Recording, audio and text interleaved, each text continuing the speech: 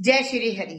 अनंत चतुर्दशी का व्रत भाद्रपद की शुक्ल चतुर्दशी को किया जाता है। ये व्रत भगवान विष्णु को समर्पित है। भगवान विष्णु को अनंत बोला गया है। सर्वप्रथम इस व्रत को पांडवों ने किया था। जब पांडवों से उनका राज्य छीन लिया गया था और वो वनवास में दर दर की ठोकरें खाते फिर रहे थे, तो भगवान श्री कृष्ण की आदेश से उन्होंने इस व्रत को किया था और उन्हें जो है अपना राज्य वापस मिल गया।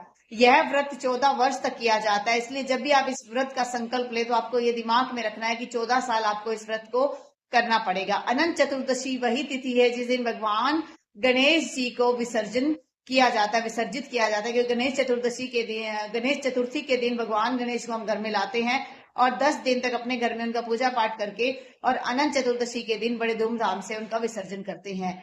इस व्रत को करने के क्या फायदे हैं? तो इस व्रत को करने से जैसे पांडवों को उनका राज्य वापस मिल गया, तो आपके जीवन की जो भी समस्याएं हैं वो दूर होती है, आपकी मनोकामना पूर्ति होती है, आपके घर में सुख शांति समृद्धि बनी रहती है।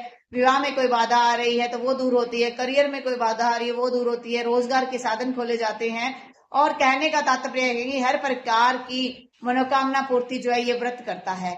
इस व्रत को करने के लिए आपको एक धागा लेना होता है, उस पर आपने 14 गांठें बांधनी होती है और उसे अपने बाजू पर धारण करना होता है। और वह धागे की जगह आप जो है चांदी का एक कड़ा बनवाकर जिस पर 14 निशान बने हो उसको भी आप धारण कर सकते हैं। इस व्रत में मीठा खाया जाता है। आप मीठे पूड़े बनाइए, आप मीठे मालपुए बनाइए, मीठा कुछ भी बनाइए, लेकिन जो भी आप बनाओगे उसका आधा हिस्सा जब आप कथा करोगे तो आप पंडित से कथा सुनते हो तो पंडित को वो देना है। अगर आप घर पर बैठकर किताब से इस कथा को सुनते हो तो वो आधा भोग जो है आपने मंदिर में चढ़ा के आना है। तो इसके लिए अलग अलग आप जो है दक्षिणा भी निकाल सकते हैं। इसके लिए आप अगर चाहें तो एक सूट, उसके ऊपर सुहाग का सामान, वो हर वर्ष जो है आप दान में दे सकते हैं। और इसके साथ साथ पूजा की एक सामग्री आपको मार्केट में मिल जाएगी, वो भी आप लाकर उसके द्वारा भी पूजा की जा सकती है। इसमें आप फलाहार कर सकते हैं और लेकिन एक ही समय हमें भोजन खाना होता है। इस व्रत में नमक का सेवन नहीं किया जाता। इस व्रत के अंदर आप लहसुन प्याज यानी कि तामसिक चीजों का सेवन नहीं कर सकते हैं।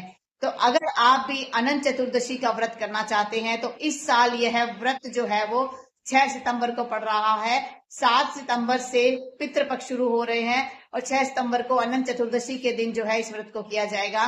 तो आप भी अपने घर में सुख शांति समृद्धि के लिए इस व्रत को कर सकते हैं। कमेंट बॉक्स में लिखिएगा जय श्री हरि।